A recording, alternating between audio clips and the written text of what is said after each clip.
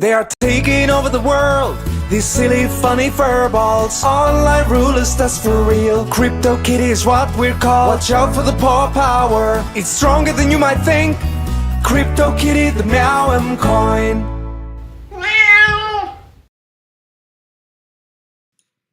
All right. Good morning, everybody. Good evening, good afternoon, good night, wherever it is, whatever time it is, wherever you are. I see we have 2 watching now according to YouTube, so this is kind of a small, intimate group. I see we have Jay in the chat right now. I did switch to the ultra low latency. I had it on normal latency last week. I did not know much about YouTube streaming, so I had it on the normal latency, which is like a 15 to 60 second delay. I put it on ultra low, which means the video quality won't be as good this week, but I should be able to actually follow along with your chat. And I checked. I got another computer sitting beside me with the stream logged in, and it seems to be going much, much faster. So with that, we're going to go ahead and get started.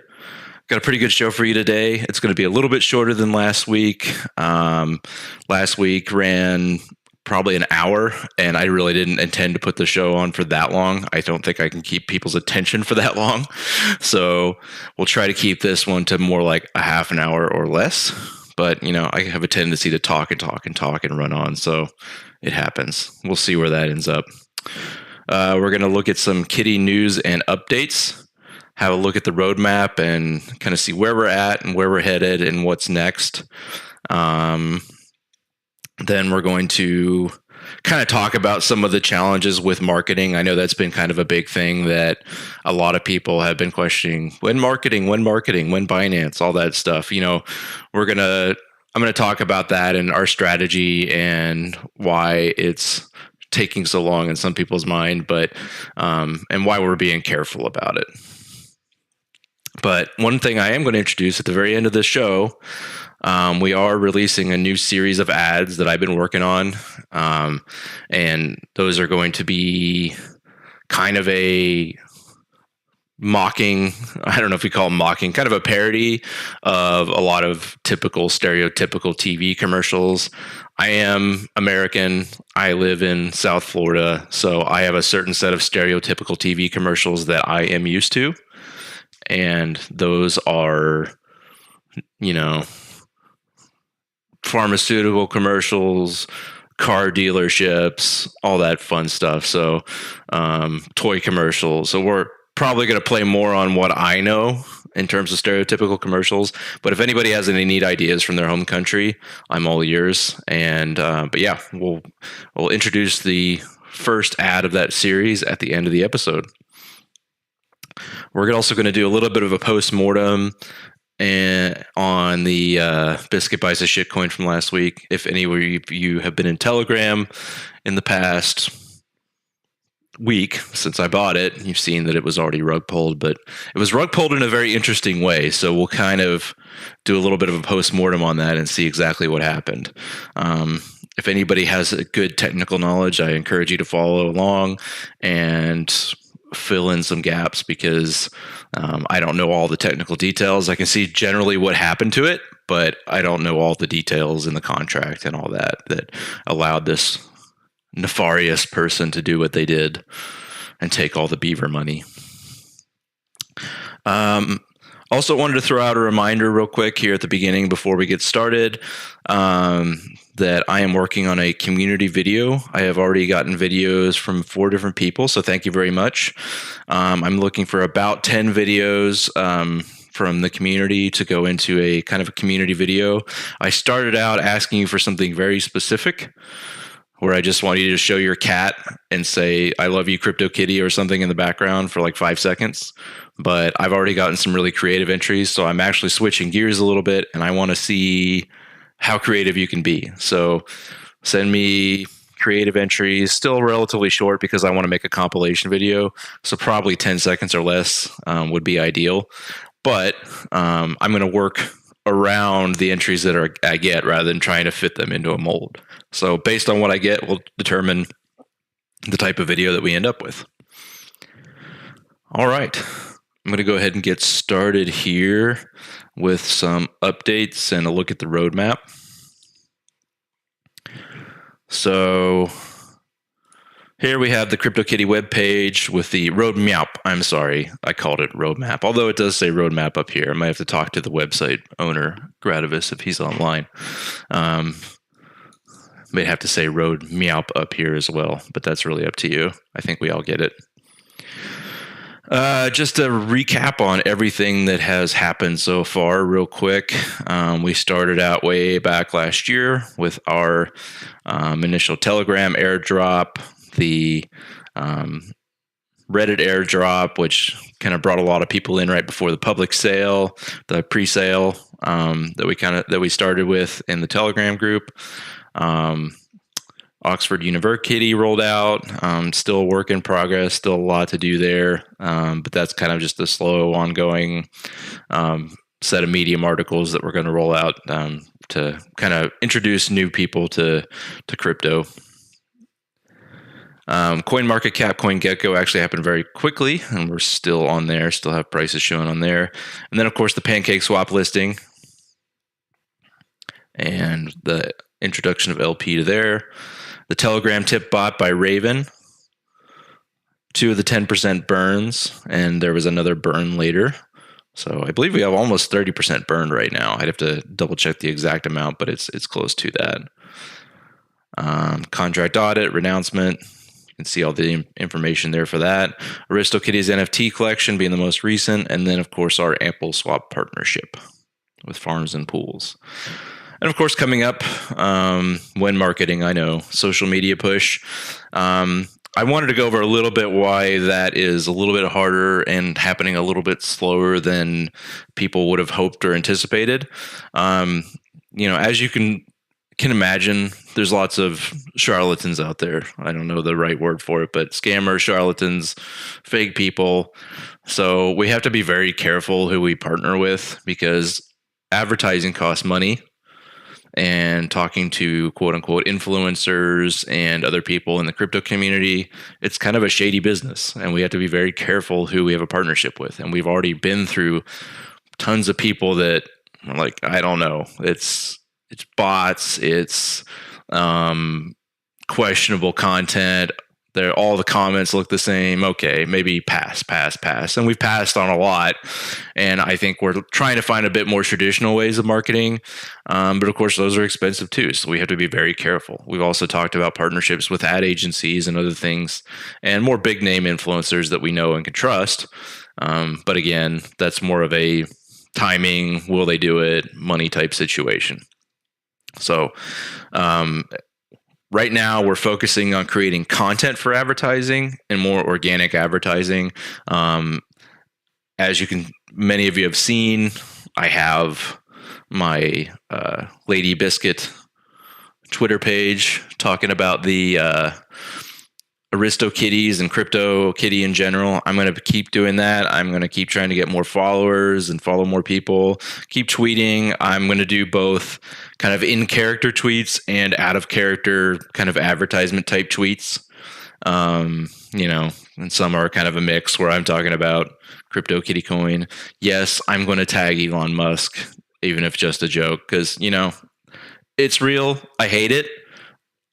I'm not the biggest fan of Elon Musk, but hopefully he never watches this video. He never probably will. But he is very influential in the crypto community. And if for some reason he happens to retweet something I say, we all know what's going to happen with CryptoKitty. So, miss 100% of the shots you don't make or you don't take, right? So, nothing wrong with trying that. Other news, I'm sure you saw it on Telegram, but AristoKitties was listed on the crypto.com upcoming NFTs page.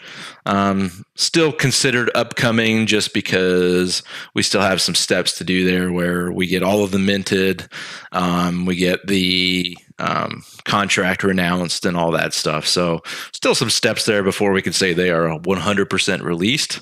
However, we're almost 100% there. Next would be the Kitty Reddit tip bot, which is mostly on my plate. That would be kind of a joint effort with Raven. Raven made, as you know, made the Telegram tip bot. He's got some awesome code in the background there that I'm going to need to incorporate into Reddit tip bot. I already have a Reddit tip bot that I will say was recoded from, if any of you are familiar with Banano, there was a Banano Reddit tip bot that was recoded by someone else into a Stellar token tip bot for another token that I was involved in on Stellar, and I actually am hosting 5 different Stellar token tip bots based on that code. It's all open source, it's all shareable, everyone's accredited for their work involved in it, but the challenge will be incorporating the Binance Smart Chain code into the Reddit tip bot code, because the Reddit tip bot is actually pretty well established, but the need to get those withdrawals and deposits on BSC and doing it the same way as the Telegram tip bot is definitely going to be a little bit of work. Trust wallet listing, of course, we know that's just based on number of holders. I think it's 5,000, 10,000. I can't remember what it is, but we need to get that holder number up. And then the one I am most excited about, well, 2 things I'm most excited about. Long term, the merch store. I'm really excited to get some stickers and some hoodies and stuff. I am totally going to rock the CryptoKitty gear. And then the CryptoKitty free-to-play to earn game. My understanding, and keep in mind this is very early stages, it's going to be a dual-type card game, possibly a deck building type game. We are currently talking to multiple developers, getting bids on that. We have some requirements that are very strict that it needs to be open source, because we're going to have people connect their wallets to it. So if we're going to have people connect their wallets to it, obviously we want them to be able to see the source code. We want it to be wide open and well known, and so there's no mistrust and possible exploitation in the background. Then it's, of course, going to be based on the Aristokitties NFT theme, kind of that same Katoshi's Court, Catlandia theme that we've already got going there. Of course, medium term, we've got the Kitty DAO, kind of the governmental group for making decisions. The Kitty Faucet, so just, a place for people to find and get a little bit of free kitty every day. Influencer partnerships, so that would be kind of big name influencers, would be more medium term once we get our name out there a little bit more. And then, of course, mainstream engagements. Be awesome to get to that point. But obviously we just kind of have to work our way there. Of course, long term, we've got the Kitty Exchange and litter trays. That's, getting rid of your old shitcoins and hopefully exchanging for Kitty. That's a long term. Multi-chain compatibility. God forbid we might end up on ETH one day. People like ETH. Aristokitties are on ETH. It is what it is. But there's also Polygon and Chronos and Solana and all kinds of other chains out there that we can look at for compatibility. Of course, charity partnerships, that is long term, but we're actually constantly looking at that.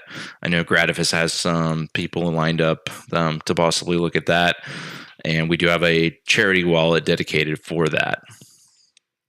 And then long term would be the Kittyverse. And that would be kind of our metaverse for Kitty, obviously based on the themes from the game and possible future games, future NFTs will all lead into the Kittyverse. That's kind of an ultimate end goal. We're constantly working towards all these. And I saw your message, Jay, fully prepared to spend all my mind fiat on Kitty merch. Yes. I am too. I'm going to have stickers all over my car, and I'm going to have a hoodie and hats. Love hats. So that's kind of our long-term plans. Again, we're chugging away every day. I know everybody's looking at the price on Telegram and stuff, and oh my God, we're down there. Yay, we're up here. And I know it's been down a little bit lately, but it's not going to change the speed at which we work. If any of you have held a coin long-term, it has its down times, it has its up times.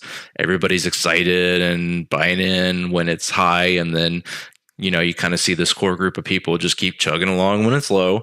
And it's a problem when nobody's talking. Well, we're doing this because we want to keep talking to you. I'm doing this show because I want to keep talking to you. I keep making videos because I want to keep marketing, and I want to keep getting out there on Twitter and letting people know about AristoKitties and CryptoKitty in conjunction with that. So that's what we're going to do. We're just going to keep talking regardless of what people are seeing in the price, because I got a lot of stuff locked for a year. I got a lot of stuff locked for 2 years. And as far as I'm concerned, I have no reason to sell until we're on Binance. Might as well get to that point first. And then if I sell a little bit, it'll be a drop in the bucket at that point, So I'm in this for the long term, guys. I'm a core team member now, and I'm hoping to be with you guys for a very long time. All right. With all that said, I was going to do a quick tutorial for you guys. I won't take too long on that because I don't want to extend the episode out too much longer than I anticipated. But I wanted to show you limit orders on Pancakeswap. I know you can also do limit orders on 1inch. If any of you are familiar with that, 1inch is kind of a aggregator router site. I don't know the best way to call it, but it kind of finds different paths for you to get to different coins. So you can say, I want to go from this token here to this random other token here. And it's like, well, we can go through BNB or BUSD and then make a trade. And this is what you'll get from each. And these are your fees in the middle, et cetera, et cetera. And they try to find you the best possible rate through multiple different liquidity pools out there, and automatic dexes. But Pancakeswap, of course, has their own liquidity pools. So it is a DEX in and of itself, not an aggregator like that. But they do have limit switches. I am an engineer by trade, and I talk about limit switches and stuff all the time. But they do have limit orders. And for those of you who don't know, of course, we have these acknowledgements. Small orders are executed higher execution price due to gas fees, et cetera, et cetera. So definitely read those if you're going to get into this.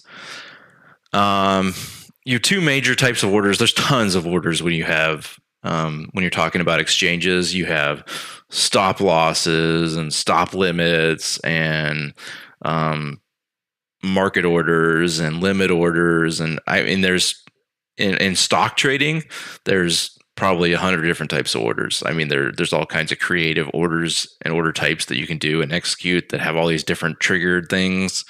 But your basic orders, I would say, would be a market order and a limit order. A market order, let's say someone had a token listed at 5 cents and they had a certain amount of it. And then the next person had it listed at 6 cents. The next person had it listed at 7 cents. And you wanted to buy a certain quantity of them at whatever the market price was. Well, it would just keep buying up through all those existing orders on an exchange until you got the amount that you wanted, and your price is whatever that averaged out to be through all those orders kind of going up the chain. When you have really liquid token trading, then you have you don't get a big slippage in your price, but you so market orders are a little bit safer on really low liquidity, or just if you are looking for a certain price, you really are much safer doing limit orders. So you wait until you get the price that you want before you sell, and it automatically sells if it can get that price. When it comes to automated markets like Pancakeswap,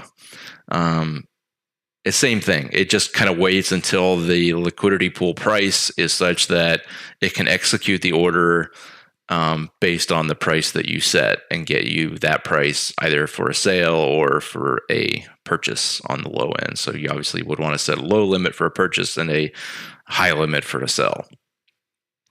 And then kind of protects you a little bit and says, I want at least this much for this price, and you're protected when you do that. So we're going to look at Kitty.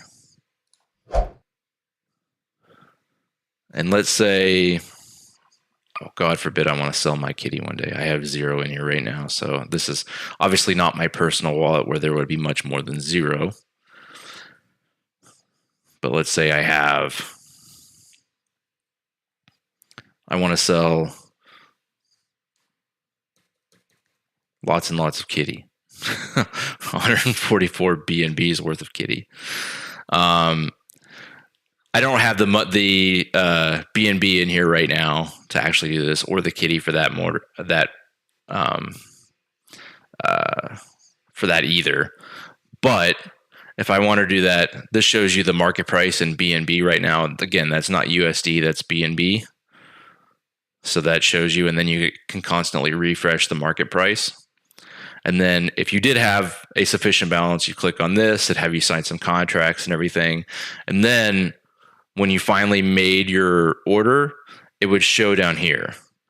And that Kitty that you put on order is locked up. You can't just go to another site and sell it. You basically put it into a contract on Pancakeswap that locks it up and waits for that order to execute.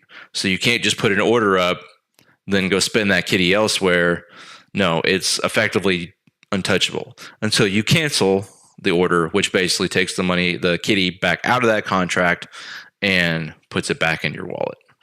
So again, not going to show you one right now, but that's essentially how you do that. And once you make an order to show here, and you can always cancel it, it does cost a little bit of gas to both place and cancel limit orders, so do it carefully.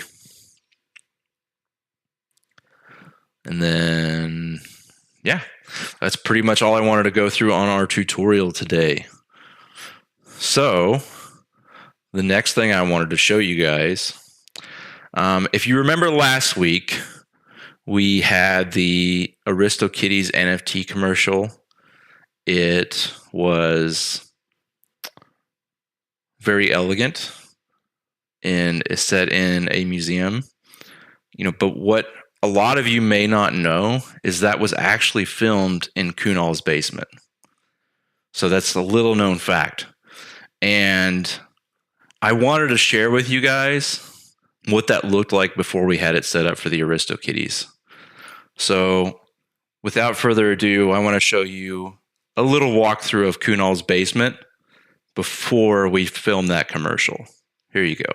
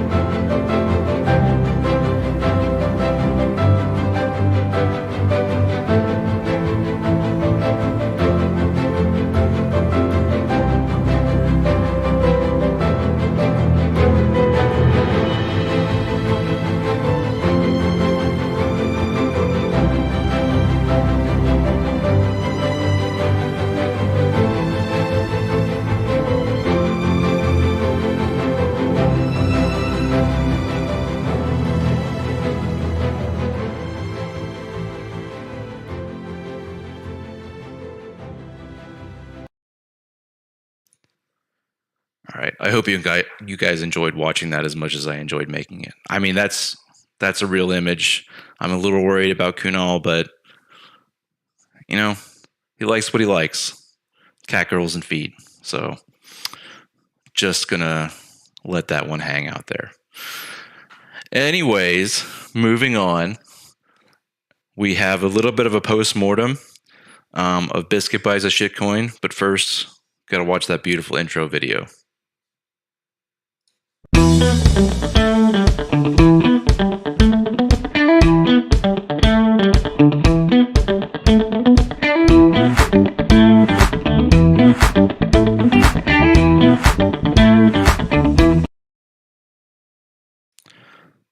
All right.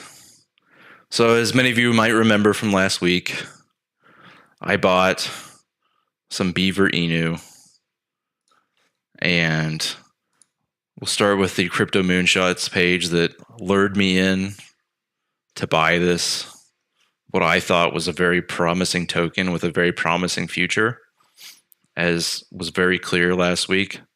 Well, the post was deleted, and that was kind of the first sign of trouble. And then prepare yourselves. We're going to look at this chart. It's not very pretty. It just went straight down, as low as it could possibly go. So that, my friends, is what a rug pull looks like. And that was partially why I tell everybody Kitty's pretty unique, because this is not a unique experience in the shitcoin world. And that's why I don't call Kitty a shitcoin. And, yeah, it's a meme coin. It is not a shitcoin. Beaver Inu is a shitcoin. It's also a scam, but, some shitcoins aren't scams, but they're shitcoins for other reasons. So what happened? Well, in a traditional rug pull, you would have unlocked liquidity on Pancakeswap or whatever other swap site, Uniswap, ApeSwap, AmpleSwap, whatever. You'd have a liquidity pool, and either through some contract trick or other thing, you can make it appear to be locked. That fools PooCoin. It feels really weird to say PooCoin out loud. I'm always typing it, but not saying it out loud. PooCoin. Okay. And then the liquidity provider is generally the same person, same group that minted the token.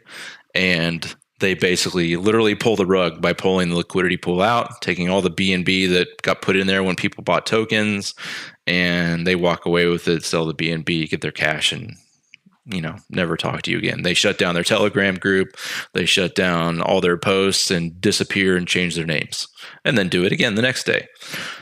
That happens very, very, very often. I have been in many, many rug pulls. It's not just rare like you heard with Squid Game. That was just a really high profile one if you've heard of that. But it does happen all the time in these BSC tokens and ETH tokens. It just happens. Yes, Hallow, our utility is always landing on pause. That's right. So looking at what happened, just doing a little bit of post-mortem. I'm not going to get too big into Beaver Inu here, but saw something interesting here. We'll see here. The total supply is 1 million Beaver. Well, somehow this person 5 days and 22 hours ago managed to exchange 9 trillion Beaver when there was only a supply of 1 million. So I'm guessing what happened is something in the contract allowed them to just mint arbitrarily. They didn't renounce the contract. They arbitrarily made more tokens and basically just sold. Instead of rug pulling and pulling out, they basically just sold an ungodly amount of tokens that was bigger than the total supply and just completely robbed the entire liquidity pool of everything that was in it. They filled it full of Beaver and took out all the BNB essentially. So then it became completely and utterly worthless. So kind of an interesting way to rug pull, just to flood the market with useless tokens. But that the reason you might want to do this is then you could lock your liquidity pool and still look legit and then rob it anyway. Rob it by trading a bunch of tokens. So that's essentially what happened. And it's dead. I've lost all the money I put into it, which I didn't really care about because I figured it was lost when I bought a token called Beaver Inu. And that's it. However, this is actually a really good segue into our latest ad that I'm excited to show you. I've worked on this. This is all stock footage rated for commercial use, so we could actually, put this in an ad and use it to sell kitty. So everything here was done by me or stock footage.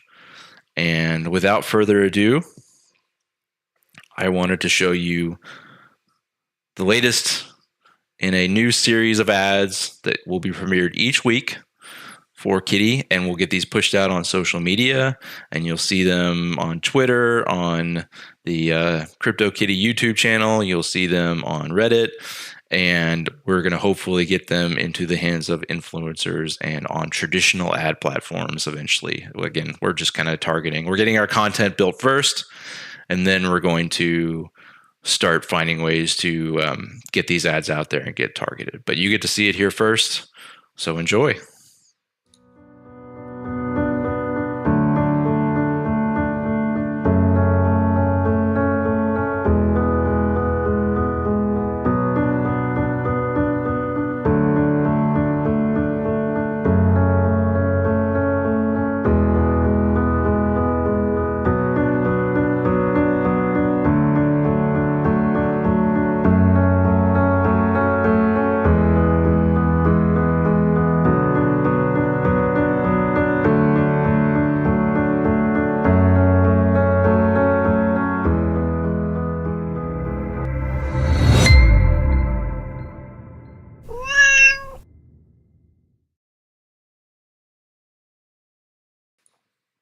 All right, hope you enjoyed that.